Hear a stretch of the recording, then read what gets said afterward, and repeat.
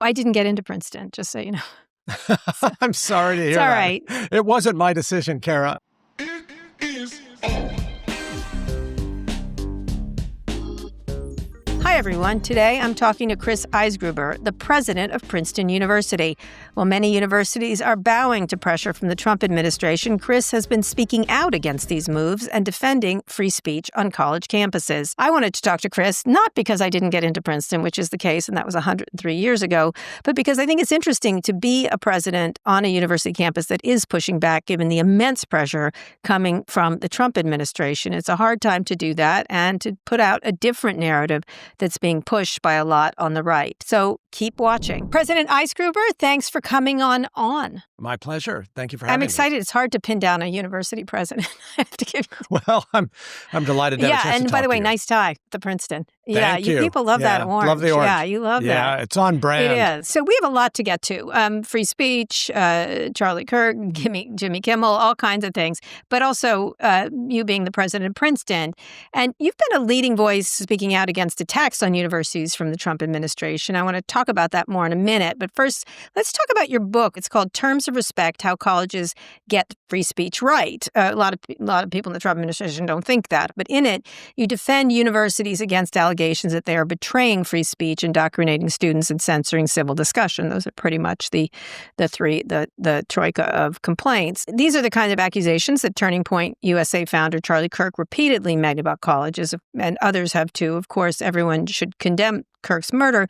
But what are your thoughts on the national debate around free speech that has been sparked by his death? Look, I think free speech is a fundamental principle of our country and our colleges and universities. It's also something that's always hard to pursue. It's easy to express support for the idea of free speech. It tests us when we get real circumstances where it puts demands on us to accommodate speech with which we disagree. So, the argument that I make in the book is that there's a lot of really important free speech and robust discussion going on college campuses.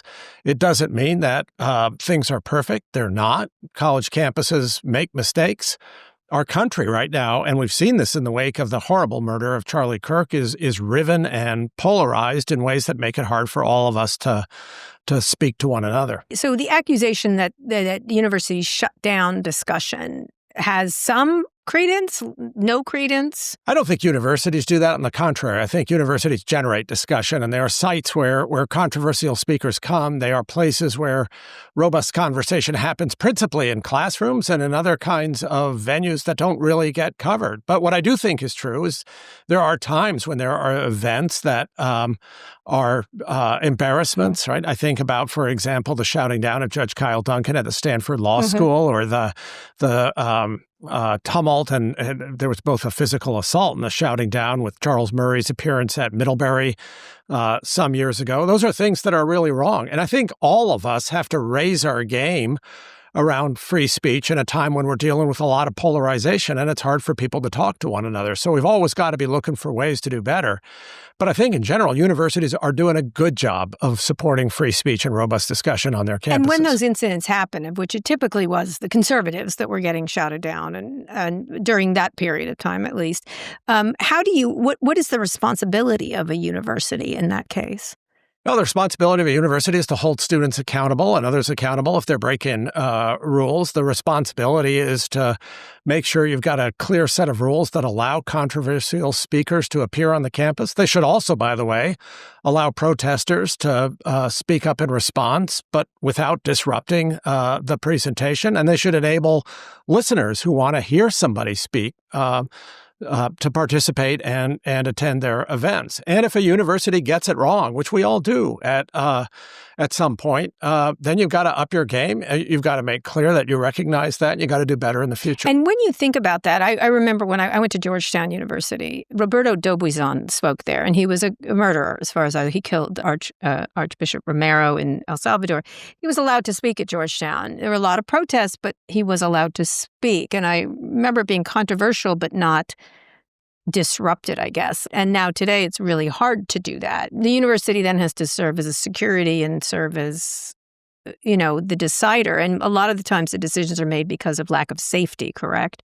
Well, our commitment is to allow students and faculty to invite the speakers that they want to hear. And then we try to find ways to make sure that they can appear here securely on the campus. And I think that's what most universities are doing. And with public universities, they have an obligation under the First Amendment to do that. And when you get into a set of circumstances in a country where you've got rising political violence and, as I said, greater polarization, more controversy, that gets harder, but it's our responsibility to make sure that events can take place. And I think, Kara, as I said earlier, most of them do take place, whether there are protests or not. They take place on college campuses. The events where things go wrong are the exceptions. I am just right now teaching a short course at the University of Michigan, and actually the first thing I said to the students is, I'm going to say things that are uncomfortable, and you need to be uncomfortable. You need to be comfortable being uncomfortable, because this is not nothing is safe when it comes to hard ideas, essentially. Absolutely right. I speak to our students at the beginning of every academic year, speak to the incoming undergraduates, and I quote to them from Louis Brandeis' great opinion in Whitney versus California back in 1927, where he said that our First Amendment presupposes courageous, self-reliant people. If you're going to have conversations on a college campus about hard topics, they are going to be uncomfortable, because we should want a circumstance where somebody challenges you when you say something. That's a sign of respect, in my opinion. So it's interesting to think about the themes of your book, given Kirk's legacy and what happened in the aftermath of his assassination, including the suspension of Jimmy Kimmel, for example. In your book, you lay out the current concept of free speech in America is tied to the 1964 Supreme Court case, New York Times v. Sullivan. Very famous case, protects a lot of newspapers. In Justice Brennan's opinion, he argued that, quote, debate on public issues should be uninhibited, robust, and wide open, and that they may well include vehement, caustic, and sometimes unpleasantly sharp attacks on the government and public officials. Kirk was famous for having heated public debates on college campuses.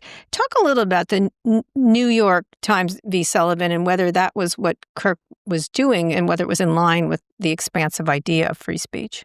Yeah. I think that the sentence that you just quoted, Kara, is the beginning of the current era of free speech in the United States. And I do think what Charlie Kirk was doing on college campuses is consistent with that vision of a vigorous, uninhibited discourse in the country that is sometimes vehement and sometimes caustic. I mean, Times versus Sullivan comes out of a suit against the New York Times when it published an advertisement defending student civil rights protests in the South and trying to raise money for that. And the Supreme Court, which had often been kind of wavering at best in its defense of free speech in prior decades, came out with that tremendously strong opinion that protects journalists, but also articulated that idea from Justice Brennan about an uninhibited discourse. And I think we often don't appreciate how much things changed after that opinion and because of the civil rights movement and what the Supreme Court did around it. In the 1950s and up until the 1960s, for example, the University of California had a rule that prohibited even speakers like Harold Lasky or Adlai Stevenson from appearing as speakers on the campus and prevented protests from taking place on the college campus. Nowadays, we think about controversial speakers and protest as being an essential part of campus life.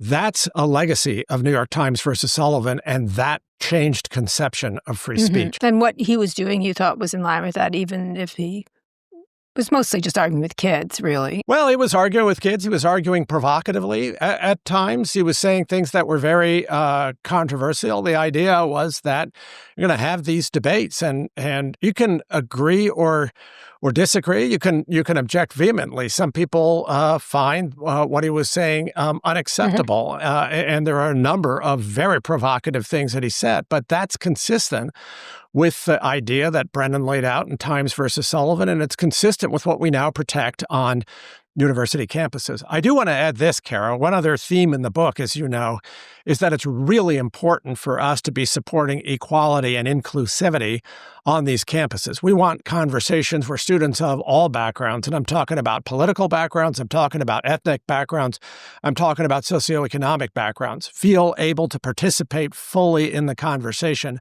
So you've got to care about free speech and you've got to care about inclusivity, but we should not be promoting inclusivity by censoring controversial speakers. That's the tough assignment we got. So conservatives like Kirk have argued that American colleges silence or censor conservative voices. It's been a long time complaint of theirs. One of the things Turning Point USA has done is compile watch lists of school boards, professors to, quote, expose and document college professors who discriminate against conservative students and advance leftist propaganda in the classroom, which is a wholly different thing than his, what I consider a lot of performative debates that he did. But reversely, some academics on the watch list says they've been harassed and feel censored. So explain what kind of impact these lists have on free speech on campus. Well, these lists are very damaging to free speech on college campuses. And right now, if you're a university president or a dean of the faculty at a major research university, you're dealing with things like this. Faculty members, principally but not exclusively those on the left, are getting incoming hate speech or harassment for things that they've said in their scholarship, and we have to take steps in order to protect them. We've also seen, obviously, universities pressured sometimes to take disciplinary action or fire faculty members on the basis of what it is that they've said. And sometimes, I regret to say, we've seen some colleges or universities, including recently, react rather precipitously. Mm-hmm. One of the things I say in the book is that you've got to let those storms die down, and you've got to respect due process, and you've got to respect academic freedom for the faculty members. Mm-hmm. So these lists are not something you think are a good idea. They're terrible. Okay. So sorry, okay. I gave you a long academic answer. Okay. So there's been a massive fallout in the wake of his death. Obviously, most famously, ABC took Jimmy Kimmel's late night show off the air and then brought him back after a huge public outcry. Same thing with Sinclair and Nexstar, who made ridiculous demands that none of which were met. There's also been, as you said, dozens of cases of regular people being fired, including teachers and college professors for posting negative comments about Kirk on social media. I know you don't like the term cancel culture, but it kind of looks like that. Right? It has that, and it smells like cancel culture. And is there a difference between censorship and what you might call lack of online civility? Is there a line that you as a university professor have to draw? So let me start with the cancel culture point. It is really important that we allow people to be able to express themselves and that we recognize that something is going wrong.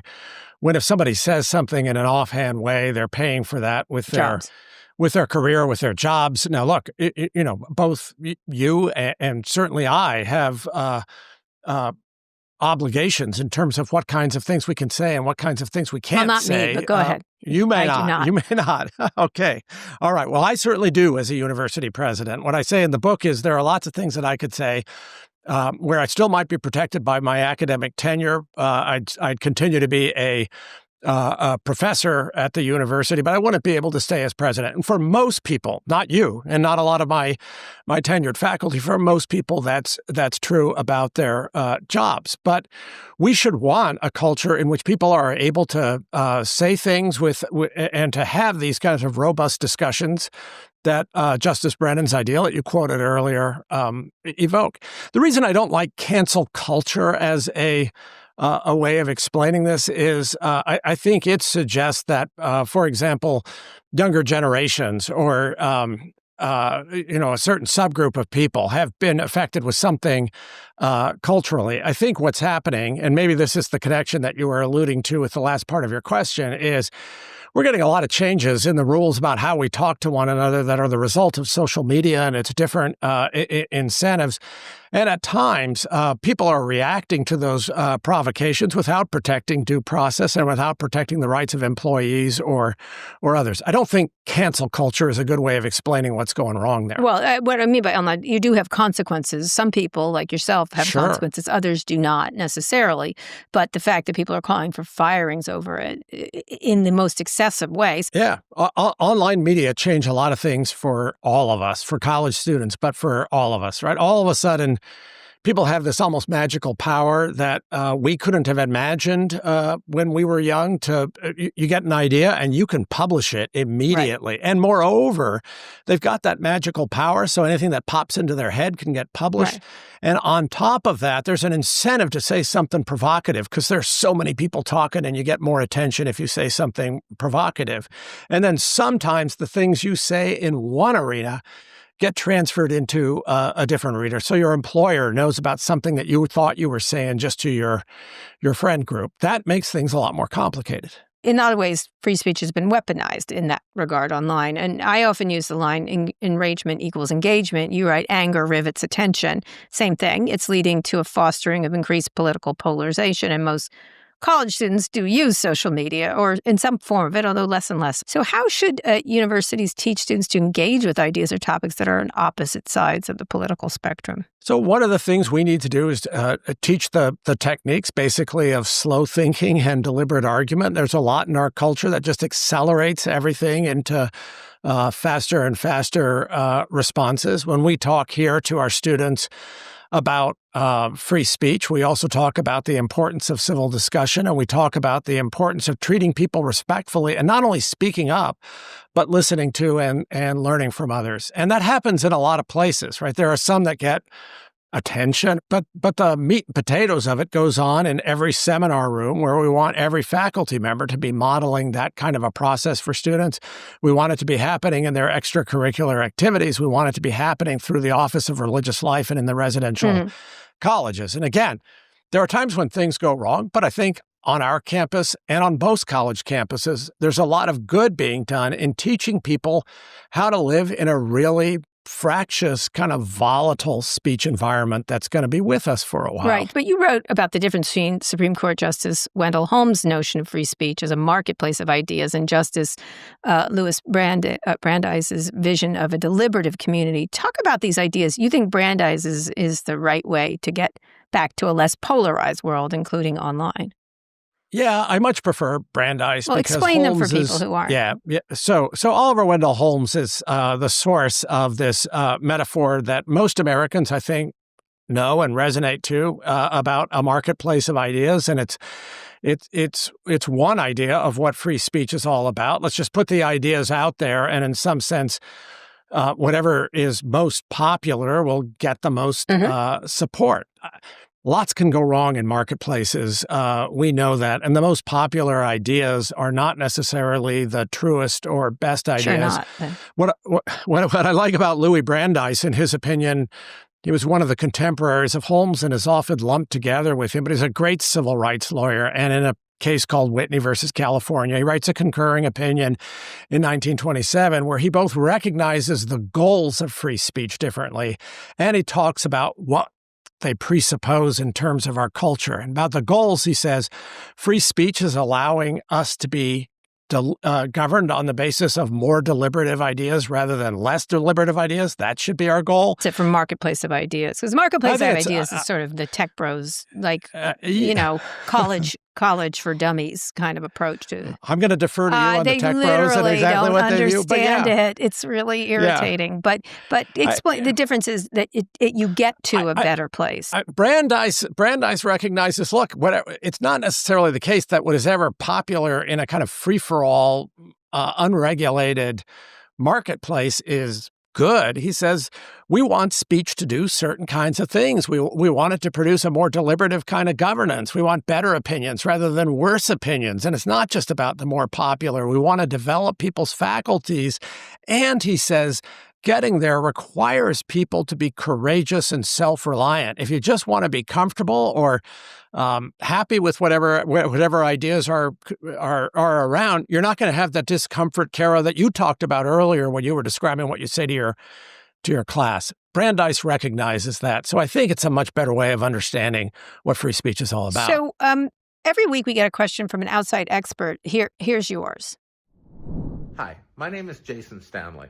I'm a professor in the Munk School of Global Affairs and Public Policy at the University of Toronto, as well as the Department of Philosophy. First of all, I wanted to thank you for being a university president in the mold of my ideal of university presidents growing up, which is all too rare nowadays. You've really clearly seen what's going on right now. But to me, this clear-sighted vision is in tension with some of the arguments in your forthcoming book that was shared with me. You talk about the problem in America being polarization.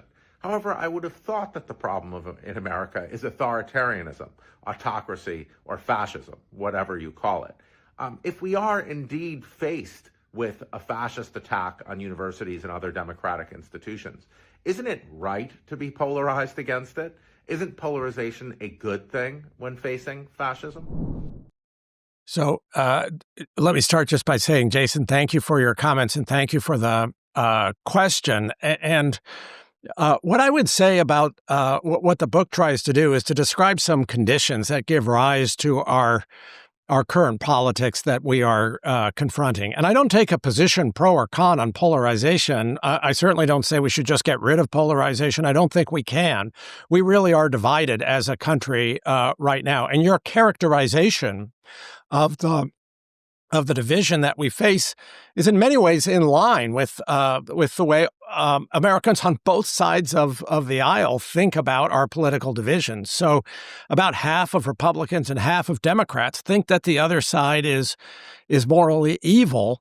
That makes it hard to have conversations. It makes it hard for people to be transparent about what their own political viewpoints are. It may or may not be a justifiable view. It's what we've got to live with. And the question that we face as colleges and universities is how do we contend with that kind of polarization in our society, whatever its sources, and enable people to have constructive conversations that might eventually pull us, as Brandeis hoped, in a better direction. So is polarization a good thing when facing by being angry like this? I don't think anger is a good thing. I think is polarization okay? Like, no, we refuse to accept this. Yeah. I think there's a lot of partisanship. My friend and colleague Julian Zalazar in the Princeton History Department has a book out called In Defense of Partisanship, where he talks about how partisanship and the division into competing parties is an ordinary part of American life and a functional part of our politics. But he agrees we're in a period right now of what he calls hyper-partisanship, which is damaging. What other political scientists say is that we're in a position of what they call effective polarization, effective meaning in terms of our emotions or how we feel, so that we don't just disagree about positions. We really dislike or even hate the people on the other side. And Kara, that is clearly a bad thing. That is certainly dangerous, but and we should want to get out of it. Jason's point of view is like you don't want to have a civil a conversation to get to a deliberative debate with someone who is a fascist or not. In his case, you don't like chit chat with the Nazis. Essentially, I think that's his larger thing. And just to be aware, Jason recently, I just interviewed him about his decision to leave Yale and move to Canada to get away from the Trump administrations. But with students, you write about you see as correlation between political engagement and closed-mindedness too. Yeah, I think, if I can say this, right, as long as we're dedicated, and you can make a decision to move out of the country, I suppose, and I don't say agree I'm with leaving him. that political state of affairs to others. But our challenge in the United States throughout our history has been to find ways to come together across differences. So from my standpoint, and maybe it's an act of heroic optimism under the circumstances, but I think it's a necessary act for an educator. I want to be able to have constructive conversations across differences, even with people with whom I profoundly disagree. And I think as a university president, that has to be our mission. But you're right, when you think about what do we confront when we're dealing with students and trying to get them to have those conversations, people are coming into our colleges and universities now having been raised and having experienced their political life almost entirely in this atmosphere of effective polarization. That does produce closed-mindedness, and it means we have to work harder to open minds up. and get people to think about how they have those conversations across difference. Of course, the entire conversation about free speech is coming at this time when institutes of higher education, especially elite universities like Princeton, are directly being targeted by Trump. I want to walk you through the timeline. In January and February, Trump signed a number of executive orders directed at universities, including an order to roll back DEI efforts and one directing agencies to monitor and report on campus anti-Semitism. In March, the Department of Education sent letters to 60 universities announcing investigations of potential anti-Semitic discrimination and harassment, and the administration started threatening to withhold federal funding if they didn't make changes to their hiring and admissions policies. And over the spring and summer, the responses have been varied. For example, Columbia and Brown agreed to concessions. Harvard and UCLA fought and beat Trump administration in court on free speech grounds. But Harvard also made many of the changes the administration demanded, and UCLA's chancellor said he'd address valid concerns. Recently, the University of California at Berkeley provided the administration with the names of 160 students, faculty, and staff as part of an investigation into allegations of anti-Semitism. The administration also subpoenaed the names and emails of all the employees of all the Cal State schools. Finally, this past weekend, the Washington Post reported the Trump administration is considering changing tactics. Instead of awarding federal grants based on peer review and scientific merit, the administration is considering giving schools a competitive advantage if they pledge to adhere to the government's admissions and hiring policies. It's the same thing. Back in March, let me just say, you wrote in The Atlantic that Trump's attacks present, quote, the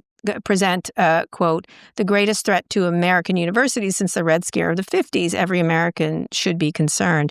So where are we now, given that litany that I just went through? Well, the risk remains, and we continue to be in a crisis where fundamental aspects of universities are under threat and at stake. The basic argument that I made in The Atlantic was, first of all, that universities depend on a commitment to academic freedom, that it enables them to decide what it is they're going to teach, how it is they're going to teach it, whom they hire, and whom they're going to admit as students. And secondly, the United States has benefited tremendously from a 70-year kind of compact between the federal government and our research universities, where the government has supported research that's in the interests of the American people, enhances our security, prosperity, and health, and has done that while respecting our academic freedom. And now that compact is being turned into a kind of lever to pressure universities to make concessions around things that are related to academic freedom, how they admit students, how they organize academic units. So I support Harvard and what they've done in taking the strong stand that they have done, and UCLA and taking the strong stand that they have done to date. I think it is important that those of us who lead colleges and universities stand up for these principles that are essential to our institutions. What about Columbia and Brown? Very early concessions. I think there are one of the things that I feel very profoundly as a university president, and what has been an extraordinarily difficult time to be a university president, is that we are faced with choices that are just heartbreaking and agonizing. So you get university presidents who are in a position where they're either making concessions that may be the wrong concessions to make, or they're leaving their faculty, potentially, some of whom are paid on federal grants, in a place where not only can they not do their research, they really can't pay their mortgages or afford to continue to care for those families. And I don't want to be judgmental for that reason about the tough choices people make in almost impossible circumstances. But I do think it's important, if you're going to make those kinds of choices, to say, look, these, we need to stand for academic freedom, and there are problems here. So I do have concerns about those deals. And when you think of valid concessions, are there valid concessions? There are valid concessions where, I'll give you a couple of different kind of varieties of them. There's one issue that's going on right now more broadly about how it is we calculate what are called indirect costs on research. That is, how do you calculate the costs of facilities, shared staff, equipment, and other things that are used on federal grants? Those formulas are very complicated, and there are concessions that can be made there around purely economic and financial matters, and room for discussion about how you negotiate that. You mentioned that Harvard made some changes. My understanding, as I read what Harvard has had to say about those changes, is they felt there were things where they could do better, they wanted to do better, and these were the right things for the institution. And not under pressure necessarily. Not because of pressure. Those two things were contemporaneous. But look, when we're talking about something like anti-Semitism on our campuses, or making sure that a wide array of viewpoints are represented on the campus, or that people are able to speak up on the campus, we should all want that. And the fact that they get caught up in some of this pressure, which doesn't respect due process or which it invades academic freedom, is not a reason to reject good suggestions when they're made, or to act on things the university was planning to do anyway. Just in August, the article in The Atlantic claimed that this spring that you all but accused some of the university presidents of, quote, carrying water for the Trump administration. How much cooperation with the administration is okay, and where is that line? Yeah, honestly, I don't think that was an accurate article, and the all but is an interesting. It was an off the record meeting, so I can't speak to that, Kara. But what I can say is, every university has to be very clear about what its mission is, and it has to know exactly what the values are, how it understands academic freedom. The questions about what kind of cooperation is okay and what is not are going to be sensitive to those issues about principle. So in a recent New York Times interview, May Mailman, the former senior policy strategist for the Trump administration, who was a key staffer on education, said the problem with U.S. colleges is they glorify victimhood and value diversity over meritocracy, especially elite universities. This is what the administration is loving trying to fix. They've done this at museums. This is their line, I guess. And to me, it's specious, but your thoughts? Well, the first thing I want to say is, I'm proud of the efforts that American universities have made around diversity and inclusivity. They have made American universities better because to be the best we can be, we need to be getting talent from all sectors of society, and we need to be allowing that talent to flourish on this campus. A little over 50 years ago, the university I lead wasn't admitting women to its student body, undergraduate or graduate. It wasn't appointing women to its faculty. We are much stronger right now because we are more diverse. And that is true across the board with regard to our diversity efforts. Doesn't mean everything done in the name of diversity has been a smart thing to do, but our efforts around diversity are essential to our campuses, to our pursuit of excellence, and to this country. With regard to victimization, I frankly find that a bit of a red herring. I agree on one critical point. As I said earlier, we should all be courageous and self-reliant around free speech. And ideally, we're all willing to deal with tough questions, and we're willing to brush off kinds of things that we find to be insulting or potentially hurtful, and do our best to get the conversation back onto the merits. But, I think we see people reacting differently from that, and understandably on both sides of the aisle. You were talking about some of the responses to the comments made about Charlie Kirk, where there was a very sensitive counter reaction from people when some were saying arguably offensive things. That's happened on the left. It's happened on the right. It's happened earlier in our history. It's happening now. What we've got to do is push forward into brave conversations. Last week, the chancellor of the Texas Tech University system told faculty they were to restrict academic discussion of gender to the Trump administration's approved definitions of male and female. In your book, you write about how the expansion of free speech has usually gone hand in hand with the push for more equality. How big a deal is this when the administration is literally telling professors what they can and can't discuss in class? I would think that would be a bright red line for you. It's a bright red line for me. You're right. There has to be the capacity to argue about critical questions, and gender and how we understand gender and sexuality are critical questions. They're contested questions within our society, and something is going deeply wrong when one position is being imposed on what faculty members can say in the classroom or in their scholarship, or when students are being prohibited from saying things. And I'd go a step further than that, Kara. I would say we need to make sure that all of our students, our LGBTQ students, our trans students, are able to flourish on our campuses. That's part of our commitment to being a place that's excellent, where people from all backgrounds are able to thrive. But the Trump administration is also targeting students. It's restricting visas of foreign students, threatening student financial aid. It recently announced a new policy that would require employers to pay a one-time $100,000 fee for H-1B visa holders. Talk a little bit about the repercussions here, because I have kids who go to universities, and a lot of their friends are telling me who are from other countries are worried about their social media. They're worried about what they say and everything else. And what are the repercussions of this? Because foreign students, one, some of them are very wealthy and they bring in full freight. And two, the ones that are especially graduate level bring in innovation and excitement to our country in terms of a lot of different areas. Will that impact your ability to bring in talent, whether they're students, young researchers, or top-tier academics? Absolutely. I agree 100% with what you just said, Kara. So far, we have continued to be able to bring in talent at both the faculty and the student level.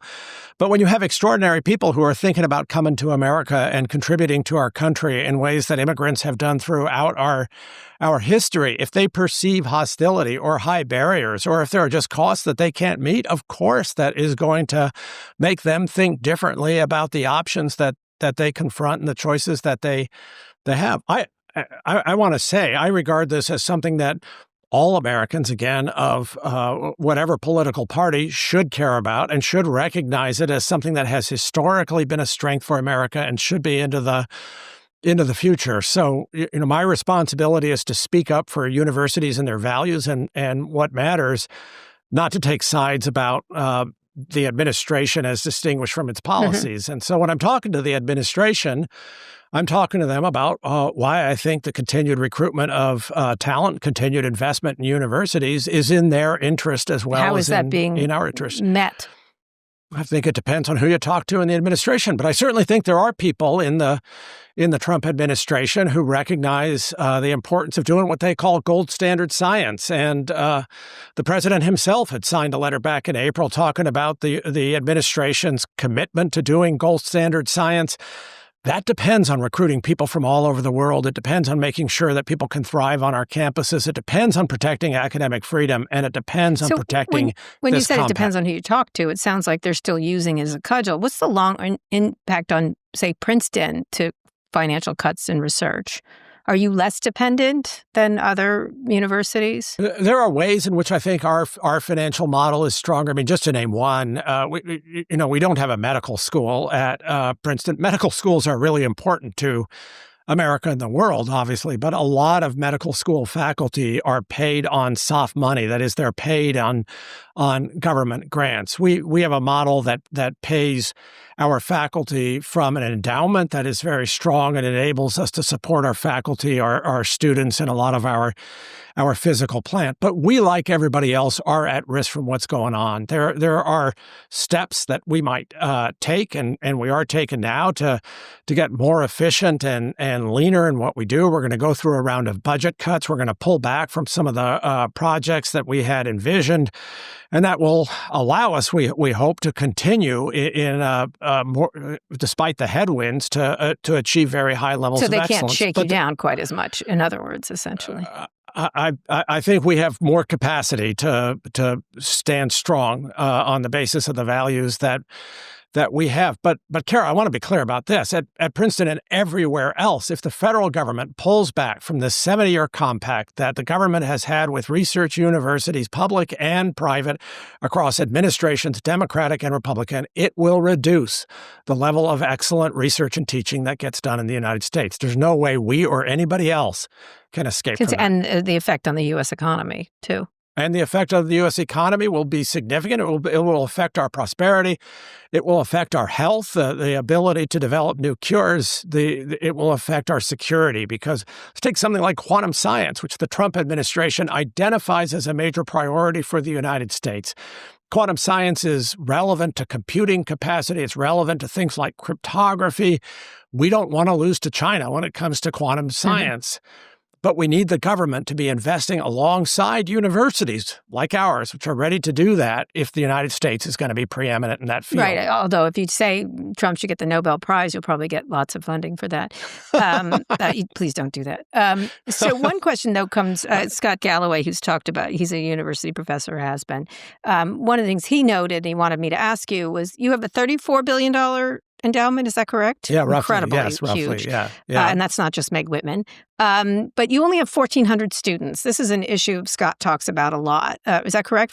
No, that's how wrong. many? We have 5,700 undergraduates and 2,800 doctoral students. Okay. All right. He thinks that's too small and wonders what universities can do to expand, that they become sort of a luxury item for wealthy people from internationally, for students. He said, aren't many elite universities just hedge funds with really nice campuses?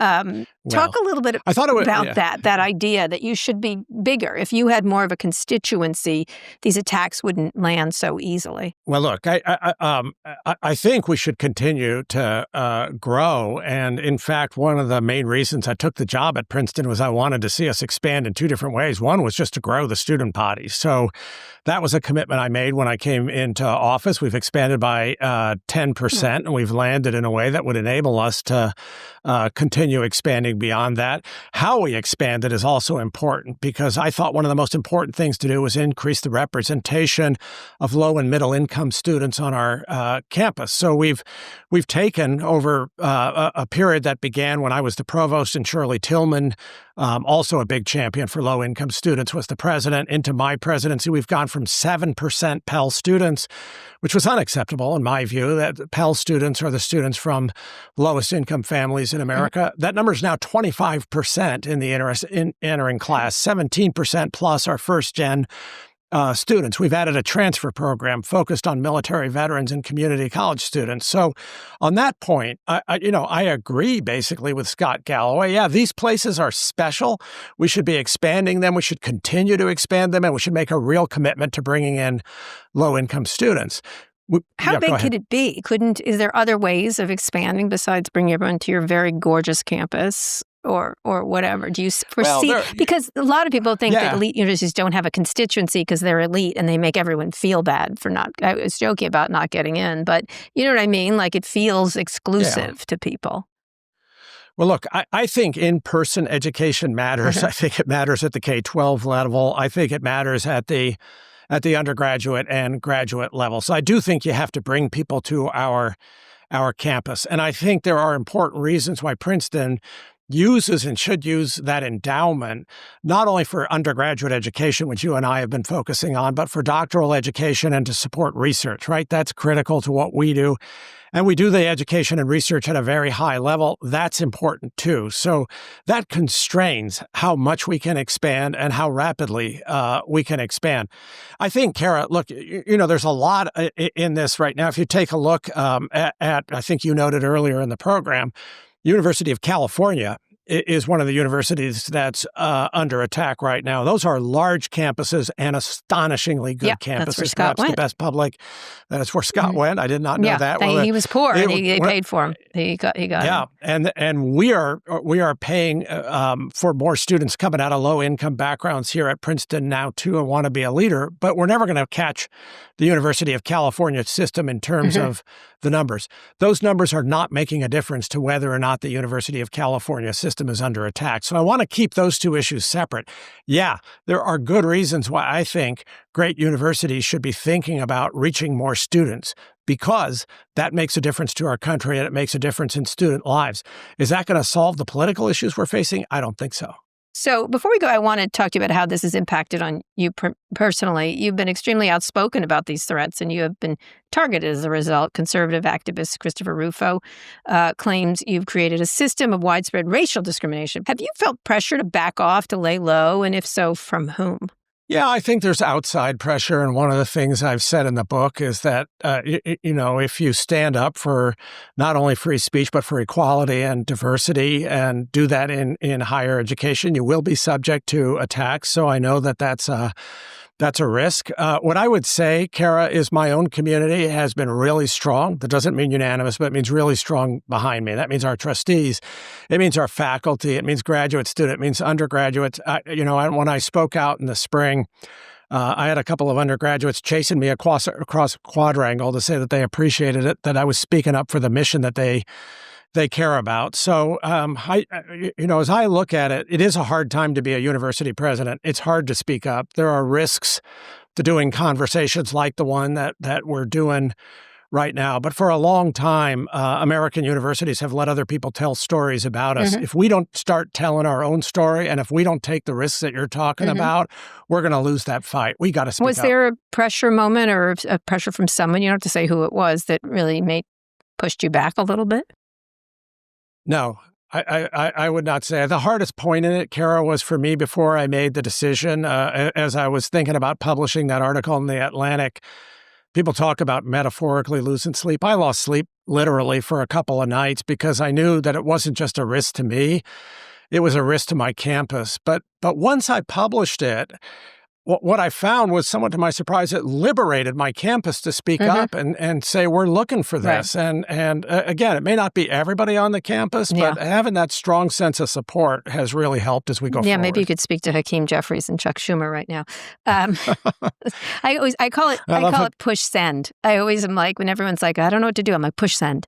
Just push it. Just push it. I love that. I love Hakeem Jeffries was one of my students back when I taught contracts at NYU. So I look with pride. And yet you need to make him push send a little harder, I would say. You should give him a little backbone. He was an independent-minded student. He's an independent-minded leader. All right, well, he just needs to step it up. That's my opinion. Anyway, so you're that's funny. You're your student. Your parents were both immigrants, also German immigrants. You grew up thinking your mother was Catholic, but in 2008 you found out that she and her family were actually Jewish refugees that fled the Nazis. Your father had allegedly been in Hitler Youth. As you look at what's happening right now, do you grapple with your own family's legacy? Has that any impact about how you think about your role at the current moment? Yeah, this discovery for me of my Jewish identity and my mother's Jewish identity has been very meaningful to me in my life. It's put me in touch with a group of cousins about whom I feel very warmly. And it's also given me a kind of a different set of cultural resources to draw upon as I try to understand what's happening in my life and my world. So I do think about this. I think about what happened in Germany and how rapidly democratic norms can devolve. I think about the obligation that all of us have to speak up. And I'm not sure why, because again, some of this I didn't know, but certainly I grew up with the sense that one of the things that you have to do as a democratic citizen is to speak up and make your views known, and it's part of our responsibilities and obligations. I think it may have been in part because I knew, even though I didn't know why my mother had come and what her story was, I knew that her family and my father had both come here to get away. Because the freedom to get away and to get here, more than just to get away, but to get here because of the freedoms this country offers, and with that comes a certain kind of responsibility that you have. That we all have. Right. But I mean, that's something to learn. That would be sort of shocking. Last question. In our polarized society where free speech is being weaponized, what do you think the most important thing we can do to improve civic discourse? What terms of respect do we need? And is there hope that we can turn it around? Sometimes I quibble with a lot of people who say we just need to be more civil. I'm like, we're way past that, right? We're way past that. And it's often a certain type of person who's very safe that says we need to be more civil to me. And I'm like, wow, that's great. That would be great. But that's not really our biggest concern right now. So talk about what we need to do to improve civil discourse. Part of it is resisting, of course. But what terms of respect do we need, which is the name of your book? We need to find ways to state strong propositions and values in a way that is constructive and that people who disagree can hear what it is we're saying. I continue to believe, and maybe it comes out of that heritage that we just discussed, that there are a lot of things that we as Americans hold in common, and we should be able to understand one another. And the reason that I do care about civility, and I understand and respect the critique that you just mentioned, is I think we need to be able to talk to one another across differences. So we've got this tremendously tempting kind of social media environment right now where we can all publish things and say things and feel good about it. And sometimes it just feels good to say things that are angry. But I think sometimes we need to be able to cultivate the skills that allow us to sit down with somebody who's got an identity different from our own and have a conversation with them where we connect at a level that's human, and then manage to connect and discuss the political. And I don't mean we can all just be polite to one another and say, hey, it's okay if you have views that I find repugnant. That's not okay, but doesn't mean that we need to insult one another. Well, though there are some bad actors that are just doing it. There are some bad actors, but look, I think our commitment to our democracy depends on finding ways to find the good actors on the other side, to recognize that there are people who may agree fundamentally on what it means to be an American, on some basic values that we share and whom we can talk to. So I realize that's an optimistic position. It may sound optimistic to people on both sides of this dispute right now, but that's what democracy is all about. And we got to remember, we've been through some tough times before where we've had to have tough conversations. The civil rights movement in the 1960s and what happened on college campuses in the early 70s, that was no picnic. And finding ways to bring ourselves back to a shared civic space where the robust argument can happen is really important. So you're glad you took the job? I am glad I took the job. I still love my job. I love the people I work with. I love the people I work with. I love my faculty. I love my students and my alumni. And I think these institutions matter so much, which is why I wrote the book. And plus you get to wear orange. So I get to wear orange all the time. I embrace all the orange. Yeah, I would be remiss if I didn't say go blue for my son. Anyway, different I college. Appreciate that. Anyway, thank you so much. Sounds like Michigan. Yeah, that's where he is. Okay. All right, whatever. Thank you, Kara. Thank you so much. I appreciate it. Take care. Thank you. Today's show was produced by Christian Castro-Vassell, Kateri Yoakum, Michelle Eloy, Megan Burney, and Kaylin Lynch. Nishat Kurwa is Vox Media's executive producer of podcasts. Special thanks to Bradley Sylvester and Eamon Whalen. Our engineers are Fernando Arruda and Rick Kwan. And our theme music is by Tracademics. If you're already following the show, you look good in orange. Actually, nobody but a pumpkin does, everybody, including you people at Princeton. If not, push send. Thanks for watching and see you on Monday.